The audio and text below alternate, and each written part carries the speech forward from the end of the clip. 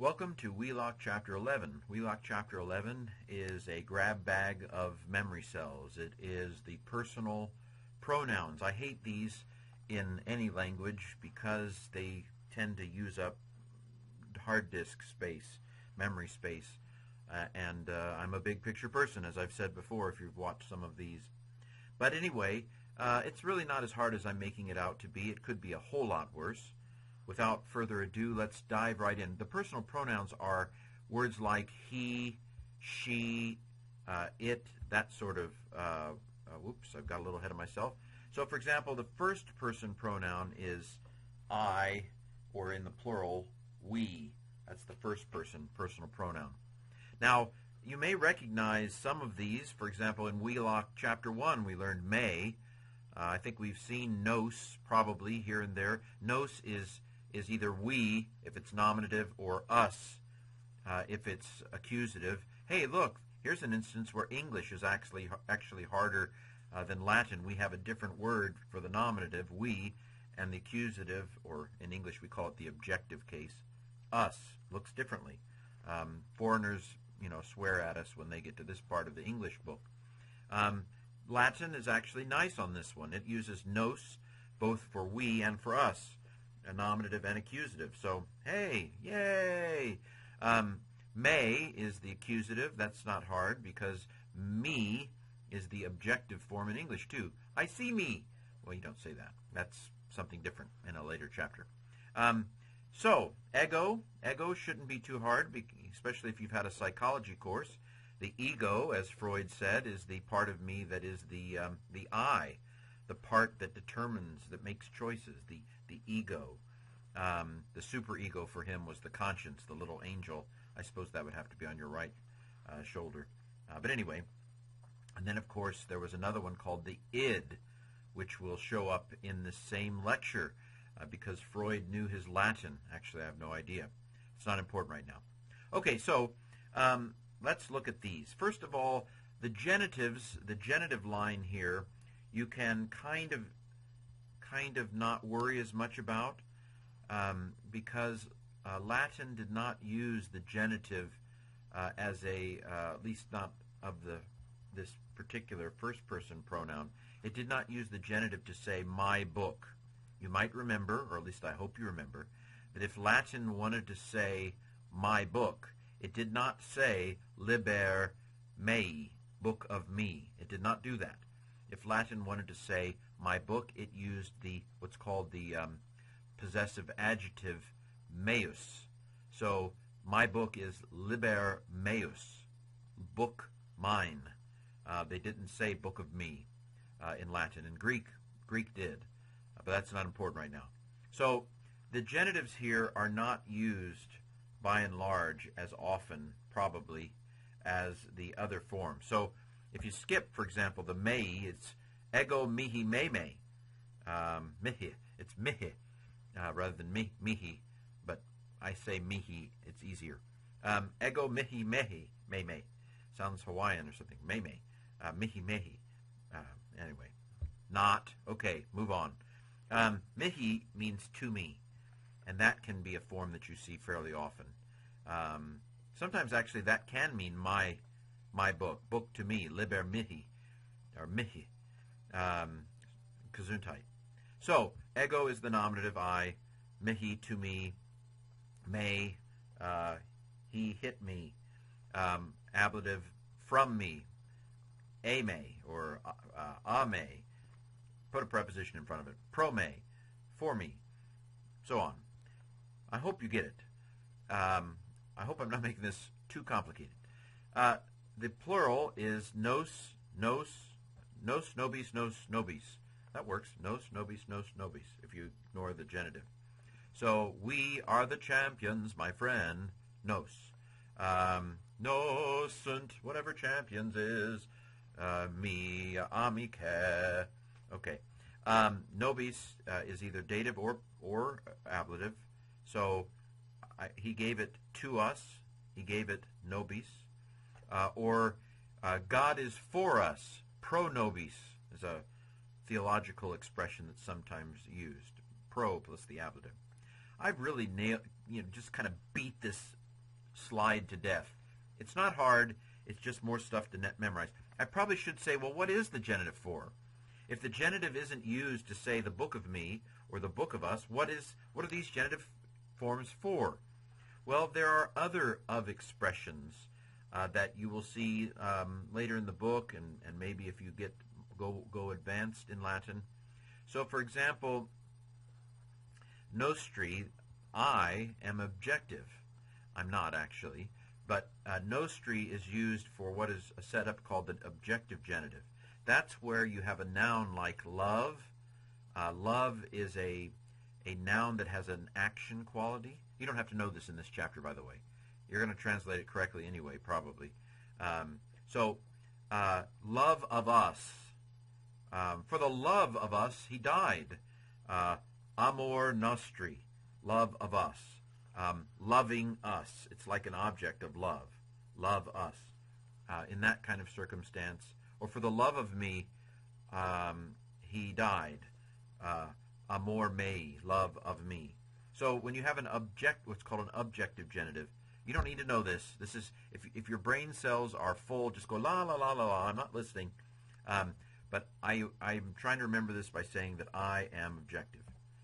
You, on the other hand, is a different kind of setup that's sometimes called the partitive genitive or the genitive of the whole. That's where you have one of us is a traitor. Then you would say unus nostrum, one of us.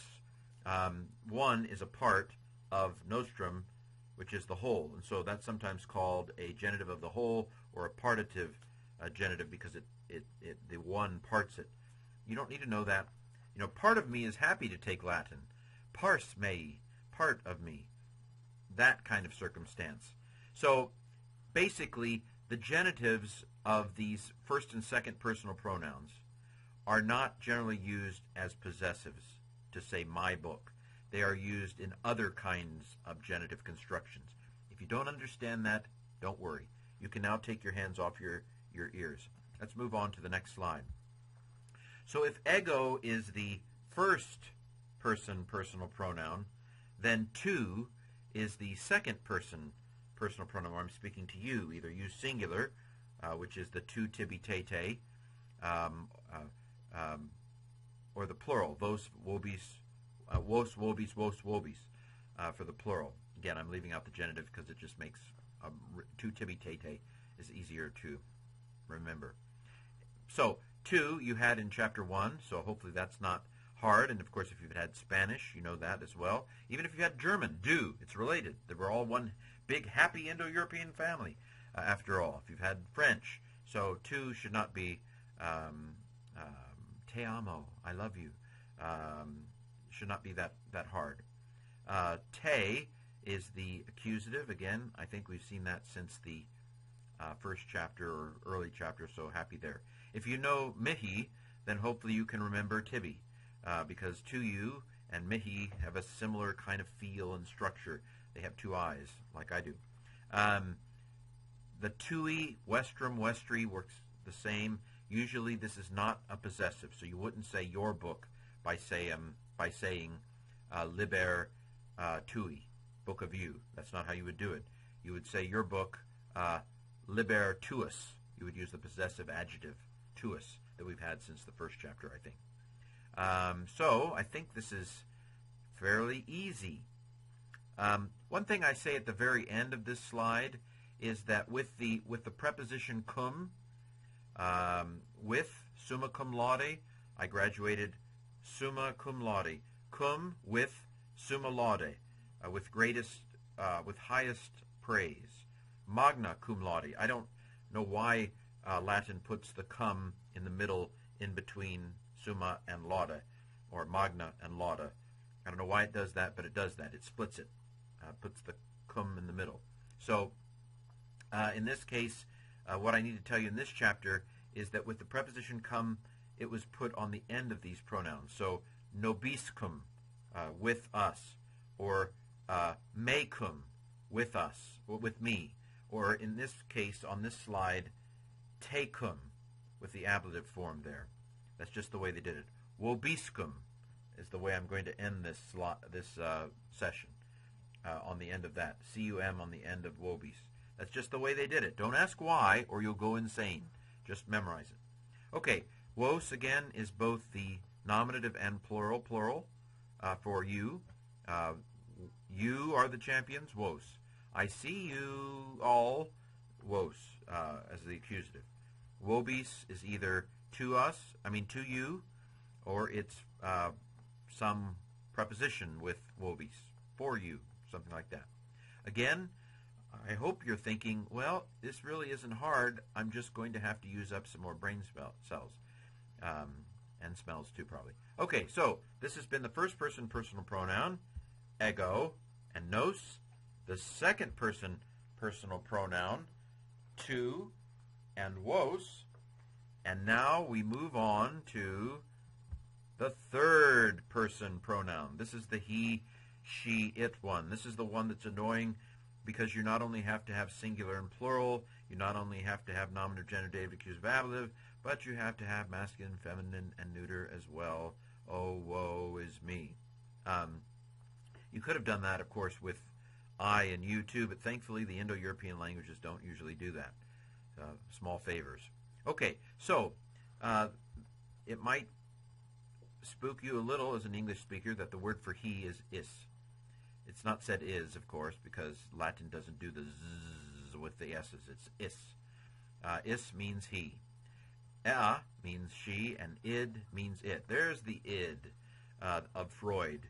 The little devil on your left shoulder is the id, the it in you, the part that makes you want to do basal human desire kinds of things. So you've got the id and the superego, and then you, the ego. The ego decides, the chooser. So is, id are the singular pronouns he, she, it. The plurals, actually, if you look here, the plurals of the third person personal pronoun are very easy. It's just an e with the endings you've already learned way back in the first and second declension. Those were, I think, the second and third chapters of Wheelock. So the endings here are completely normal. Long I, ae, orum, arum, orum, is, os, as, is. All of the plurals are lovely. Mwah. Love them. Okay. The singulars, let's start with the ablative and move up. How about that? E-o, e-a, e-o. Hey, that's exactly like the first and second declension. Happiness. How about the accusative? E-um, e-am. That part, so far, that's, again, just like the first and second declension. Id. Well, you'd expect the id to get in the way. The id is just plain trouble. But the nice thing is that the nominative, like all neuters, the nominative and accusative have the same form. By the way, you may know the abbreviation I period, E period.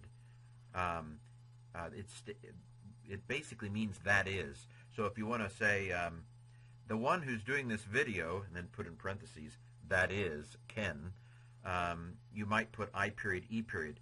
It basically translates as that is. The Latin is id est, which literally means it is. Id est. It is. Okay. Small things. Okay. What is left? The genitive and dative is really the only place where it's a little bit different. But even here, there's some good news. Because remember in the chapter on hic, haec, hoc, that the genitive was yes, yes, yes, it's genitive. Yes, yes, yes, e, yes, yes, yes, e. And so eus is the genitive. Yes, yes, yes. And then e is the dative. Just like with third declension nouns, have a long I in the dative. So even though it's a little annoying, it is something we've had before.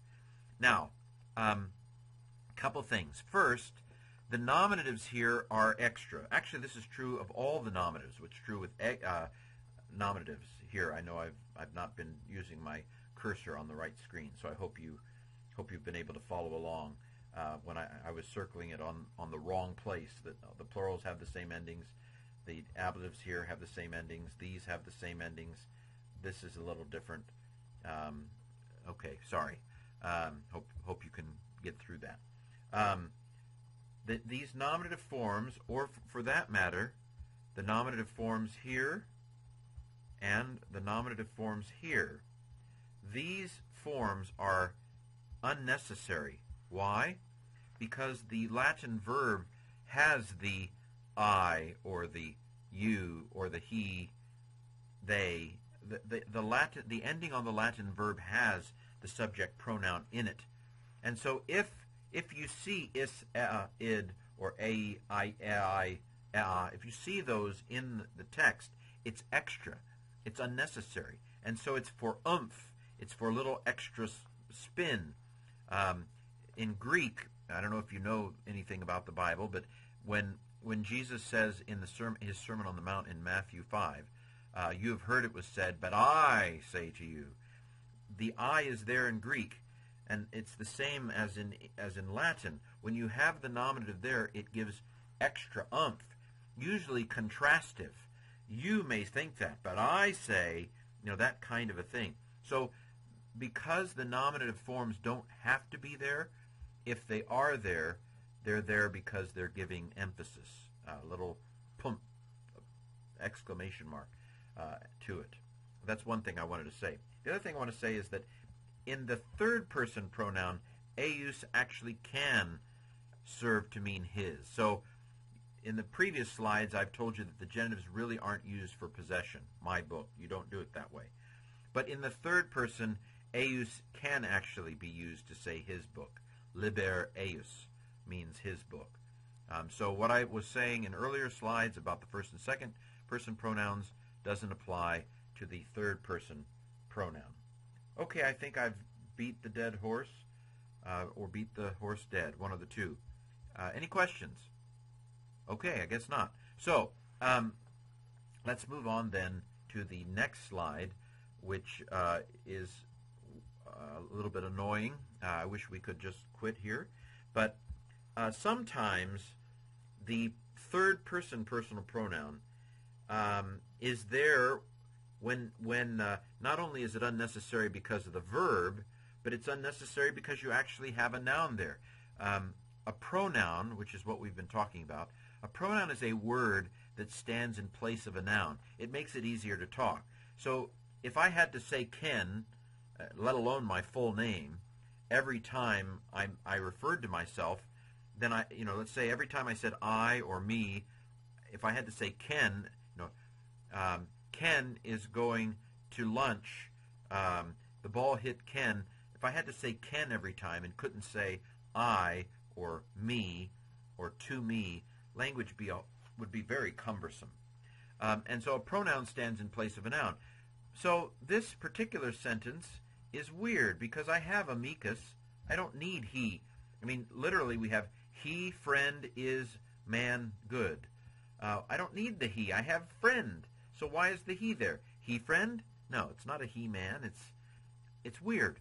Well, when you have this kind of situation where the personal pronoun is, or id is there and it's extra, then it serves as what we might call a light demonstrative. I'm not sure what it means. I've had too much demonstratives. My demonstroglycerides are up, and so I need to cut down. I don't know what it means for it to be light. But basically, it translates as this friend is a good man. So whenever you see an extra pronoun, because the noun is there, shift out of pronoun gear and into demonstrative gear and translate it this friend. Eo tempore is a common expression where this happens. It means at this time. Eo tempore. You don't need the eo because you have time, tempore, there. And so eo is kind of like a this, a small little this, at this time. I don't know how it's any lighter than hoc or hic. Okay. Videsne eam puellam. Ne means it's a question. Vides is normally you see. So now with the ne on it, it's do you see eam puellam. Now, I don't need eam because I have puellam. Puellam means girl. Do you see her girl? I mean, come on, make up your mind. Do you see her or do you see the girl? You don't say, do you see her girl? It just doesn't make any sense until you know that this is just something that Latin does. And so you translate it as, do you see this girl? Okay, fun little things that you wish Latin didn't do. Our next slide, if it ever comes up, I've already hit the button. Ta-da! Come on. There it is. The same. This is also very annoying. I hate dem. What am I talking about? If you put a dem on the third person personal pronoun, is, id, if you put dem on it, I hate dem, it becomes the same. So is means he. Idem, let me get the cursor on the right slide here. Idem means the same man. Adem means the same woman. And idem means the same thing. Notice that the only difference between the same man and the same thing is the length of the vowel. So idem has a long I, idem has a short I. Very annoying. But anyway, when you see dem on the end of a personal pronoun, it means the same. The endings are mostly the same. So for the plural, the endings on a, ai, plus dem, the endings on the pronoun part are going to be the same as any other plural. The nominative masculine singular and the nominative neuter singular, you can see drop the S. The rest of them are pretty much the same. I might mention, and Wheelock does, that when you would have, this would normally have been an M, dem, but it was easier phonetically to say undem than to say dem. And so you can see that in some of these forms, the M of the pronoun has switched to a N to make it easier. I didn't put it on this slide, but this also goes with the genitive plural. So instead of eorum dem, it does eorundem. Instead of earum dem, it does earundem. Look it up in Wheelock. So there are just a few places where an M ending on the pronoun has shifted to an N. I hate dem. Dem means the same when it's on a personal pronoun. I think that is pretty much it. Let me close with what I said I would close with, and that is vobiscum. The cum, as you can see, for whatever reason, I don't know, they just got bored. It goes on the end of the personal pronoun rather than in front as a separate word. So pax vobiscum is a Catholic Mass type greeting. You may know it from, if you go to a church that says, peace be with you, that's what pax vobiscum means. Pax means peace, and vobiscum means with you. And may peace be with you as you struggle to memorize all of these personal pronouns.